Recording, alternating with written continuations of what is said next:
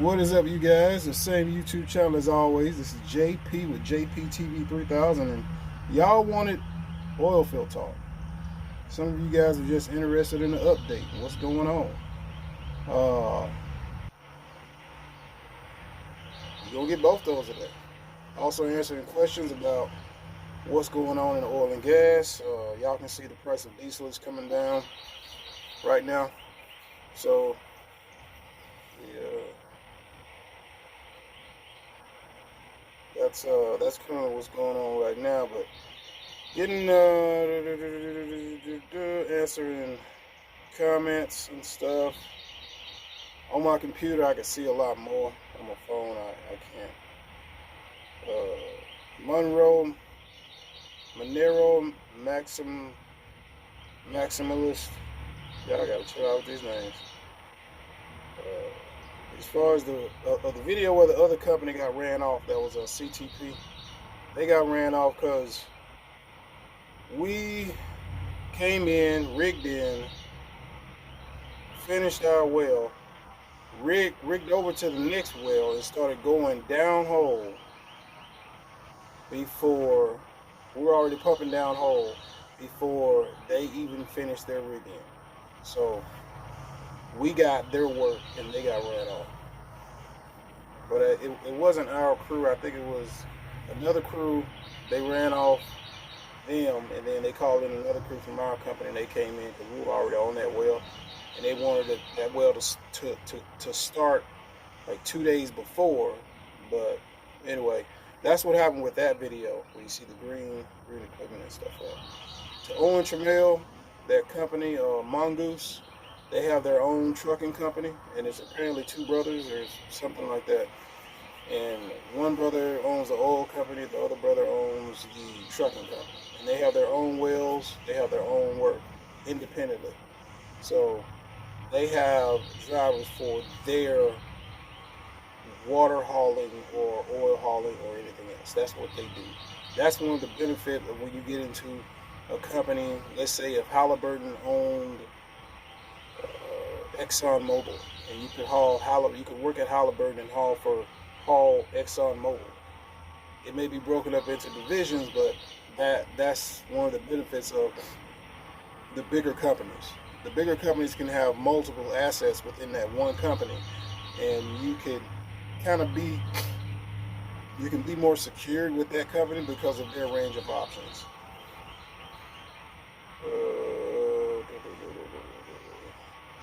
Owen, man, I hope you get the truck fixed, and I hope you get back on the road, and I hope everything gets back to making money as normal. But Mongoose, I heard about them before I left the oil field, and I'm still seeing their guys out there driving now. So okay, I know they stuck around even through the downturn of 2020. Like I said, they have their own security work. So that's one of the benefits of that. Aiden, this is to Aiden. Hey man, I've been tuned into your vids for a while now. Just saved up some money to go to Odessa for a job fair on the 25th. Going to be a floor hand. Can you make a video about all the work? God damn it. Can you make a video about all the work entails of a floor hand side of things, specifically in Texas, and what you'll need to bring for Texas in the summers up there? Not too sure about the weather and what all I need. Been a dream to go out there and give it my all. No way but up. To Aiden, West Texas is hot. Your company should give you some coveralls or some FRs. Your boots, I've got a video I haven't uploaded it yet. It's going to be on my Facebook page because it's got music playing in the background from the store. And check that one out. But really, it depends on what you're doing. Water hauling, your gloves are going to be basic. And to be honest with you, those blue Wells Lamont gloves, you can't beat them for water hauling. Oh yeah, let me tell you guys something else. When it comes to when it comes to working in the oil and gas industry, there's a difference in what you're working with and how you're. There's differences in what we do. For example, if you're working with iron and pipe and stuff, the leather gloves are fine until you get some kind of oil on them, oil or FR or some kind of um, friction reducing chemical of any kind that makes stuff slippery. Those leather gloves are going to suck. Versus the cotton gloves, because of the weave in it, you'll press up against something or try to grab something. Damn, man. That's one thing that's different down here. There's bugs everywhere. Um, you go to grab something with the cotton weave and the oil goes through it, so you press it and still have contact up against the surface. Versus the leather, you go to touch the surface and you just press the oil to it, and there's nowhere that it can go except up and around versus through the material so that you can grab it and have contact. As far as clothing goes, it's hot in West Texas. To be honest, when it gets full time summertime, up underneath my coveralls is tank tops and drawers. That's it. Plain and simple. You can wear a t-shirt, shorts, but once it gets so hot, or you can burn up. Oh, yeah, Permian Basin events. So check out that Facebook page or type that in, Permian Basin hiring events, and you should see some job fairs coming up. I think one's coming up on the 22nd. What's some good socks and boot combos? As far as socks, it depends on the person. I would say get you some socks that don't cut off your circulation. They don't have that tight band around the top. Personally, I like socks that come up to my knees, because I've got scars and stuff on my knees that I'm gonna have for the rest of my life from working the socks. You know how you have those low calf socks? The socks would come down, then the boots began rubbing up against my leg. So now I can't even tolerate for 5 minutes anything rubbing up against like this one spot on this side, another spot on my other leg. I have to have something up against them boots, otherwise it just makes a sore. So that's gonna be a problem that I'm gonna have to deal with for the rest of my life. And that's just from walking in the boots and it rubbing up against my leg. And one time it was muddy, I mean really muddy. And I had one or two options, because I couldn't cut my coveralls, because then it's just going to allow rocks and all that kind of stuff to get up into my boots and stuff, and then the boots is going to be wet. I'm going to walk around all day in wet socks and stuff. So I just had to tough that out, and it sucked. And I kept trying to find socks that didn't just come down, fall down over time through walking and stuff with it. So keep that in mind. As far as boots go, steel toe or composite toe, and whichever ones give you the maximum amount of comfort. Comfort, reliability, waterproof. Comfort, you're going to have to wear those boots for a long period of time. 12 or 24-hour shifts, could be more. Comfort, you're going to have to put those boots back on the next day, and the day after that, and the day after that, and the day after that. Reliability, the boots being able to hold up over an extended period of time. Waterproof.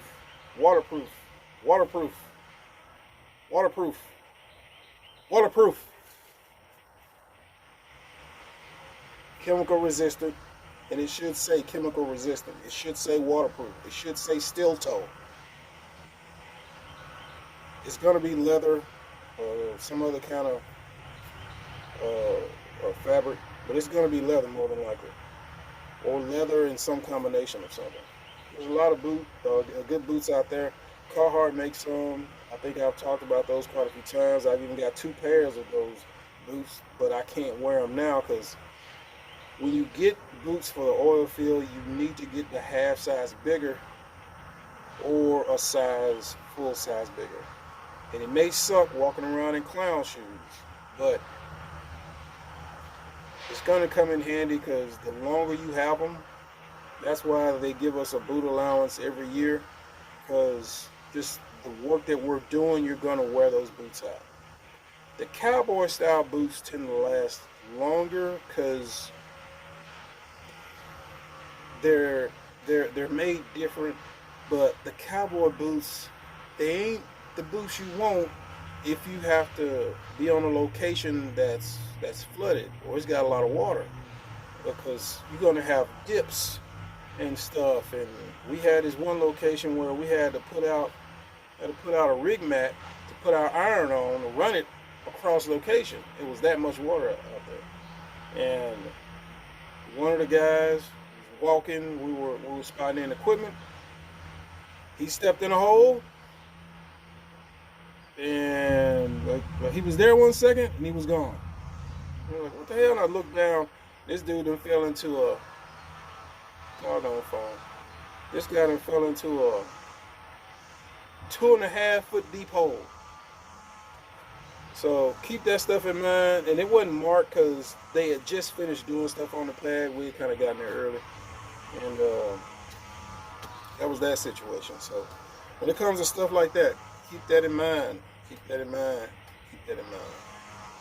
But as far as boots and socks, it really depends on what you like to wear. Don't have to go super expensive, but those Oilfield boots are going to be in the $200 range and up, especially if you buy them from up there. They may be cheaper online. If you like Red Wings, like I said, go for comfort. Go for comfort. Make sure that they're waterproof, chemical resistant, steel toe.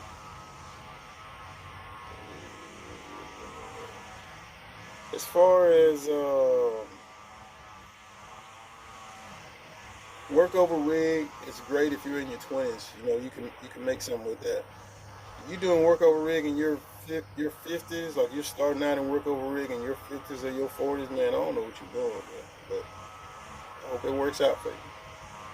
And it probably will. You know, just work hard and plan your exit strategy, and so on and so forth. Answer questions. Trying to see what else. What's up, Hollywood Trucking? Yeah. Friend of mine, yeah, was nice enough to give me a ride from Jackson, Mississippi to the house, and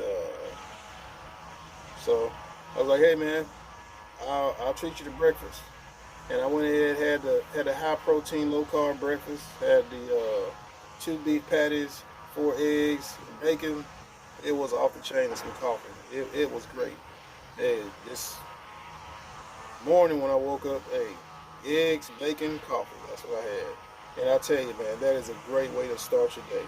Just a lot of protein, throw some coffee in there, but don't forget to drink water throughout the day.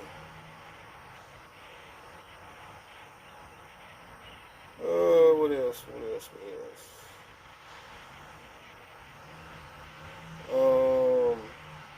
I'm looking for a job. Please let me know the website for international opportunities. I'm from Jasper, British Columbia.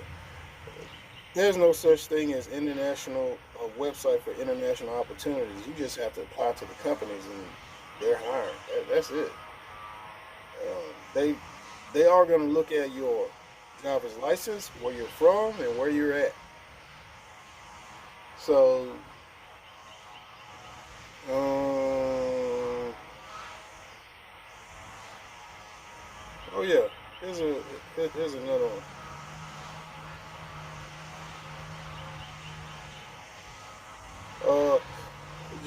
Just driving how's the oil field going there in Williston? I'm going for training next week in Fort Collins, then heading up that way. But I'm hearing it's taking a dive, or no. When it comes to what the oil and gas industry is doing, the farther downstream you are, usually the farther away you're going to be affected. Like, drilling is usually going to get hit first, especially anything that they can prolong drilling and they don't have to do it now. But any kind of service work's got to get done, period. But the same thing, they can put off service work. For example, they drill a well. They can drill a well, but they don't have to frack the well immediately. Sometimes they do, sometimes they don't. Some companies want to drill the well and have frack come in immediately. Some companies want to wait a month, 2 months, 3 months. And they just keep punching holes, and then fracks start coming in and fracks start fracking. And then they start that.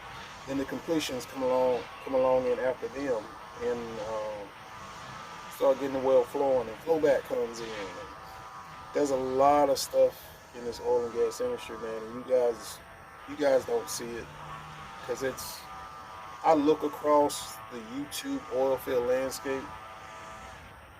I don't know it all, but I don't know it all, but I know enough of what I've learned and what I can do in the oil and gas industry. But there's so much, man. And we're not even talking about what goes on from the landowner to the lease purchasing company. We ain't even talking about that, man. If there's anybody out there that that side of it, I'd like to interview you, do a live or something. Somebody sent me a comment. I have to get back with them and see if they're interested in making a joint video of, that process of what they do. So, yeah. This video is definitely nowhere near as organized as I had planned out for it to be in my head. But y'all see me dropping some videos recently, and wanted to give out some good information today about that. And I don't know how loud the weed eating going on back there, like an acre away. But trying to think what else.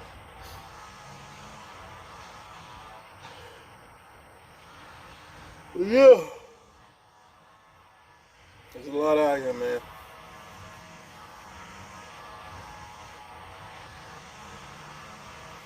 I think I have all this cleared off and have all of the trees piled up along the property line like a fence. Just have all the trees piled up along the property line, and then the top vegetation that they scrape off, have them just push it all up onto the trees, and pile all that dirt up there and just make it like a big hill, so that as the trees start to rot, it just becomes fertilizer all in one right there at the edge. And then over time, it'll just turn into better quality soil with the dirt on top of it. I don't have to worry about paying nobody to come get the trees. The trees are, they're big in comparison, like looking at them, but they're not big in comparison as far as making money wise. Logging and stuff like that. And it ain't that many trees. And this ain't that much space. But that land that was out there in Heidelberg, I liked it. It had a pond on it. It came with the mineral rights.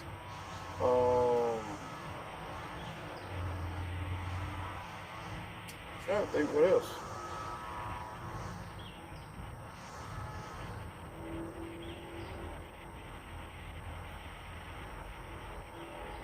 Oh, that's it. JPTV 3000. Peace.